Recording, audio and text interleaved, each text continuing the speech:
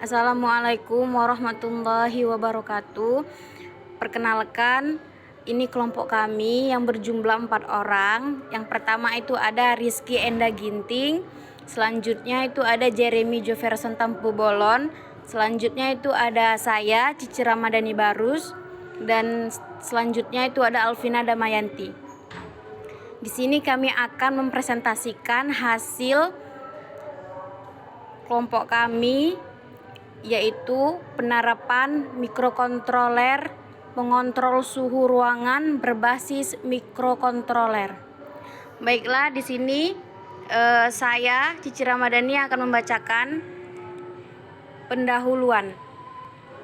Kebutuhan energi listrik nasional terus meningkat. Peningkatan ini disebabkan pemakaian energi listrik yang besar pada gedung, industri, dan pabrik. Di sisi lain, pemakaian energi listrik masyarakat juga sangat boros. Hal ini disebabkan karena kurang memperhatikan besar kecilnya daya watt peralatan listrik yang digunakan. Kondisi ini akan berimbas pada sektor gedung perkantoran yang kebanyakan menggunakan energi listrik dari PLN. Permasalahan ini harus ditanggapi secara seksama para pengelola gedung untuk menentukan pemakaian energinya. Salah satu cara yang paling mudah adalah dengan memanfaatkan energi secara maksimal melalui program hemat.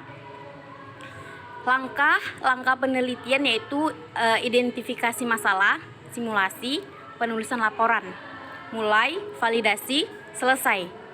Tinjauan pustaka dari studi literatur, perancangan sistem, analisis hasil perancangan sistem. Tinjauan pustaka dan studi literatur dilakukan untuk mencari referensi yang sesuai dan berhubungan dengan topik penelitian yang dilakukan.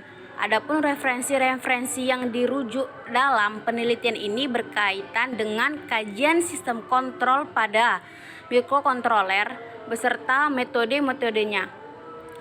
Berdasarkan referensi-referensi tersebut, dilakukan proses pengidentifikasi masalah yang akan diselesaikan dan diteliti di penelitian. Oke, selanjutnya itu ada alat dan bahan yang akan dibacakan oleh teman saya yang bernama Jeremy Jefferson Tampu Bolon. Kepada Jeremy, dipersilakan. Alat dan bahan. Sistem yang dikembangkan membutuhkan beberapa perangkat keras. Perangkat keras ini berperan dalam perancangan sistem A, Arduino, sensor suhu LM35DZ, fan, dan LCD. Sedangkan perangkat lunak yang digunakan dalam merancang dan membangun sistem Notepad++, Proteus 8, dan Sketch Arduino. Hasil penelitian dan pembahasan simulasi.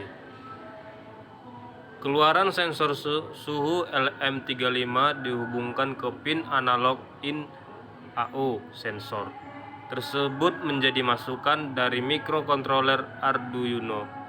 Sedangkan keluaran Arduino berupa LCD 16x2 serta kipas.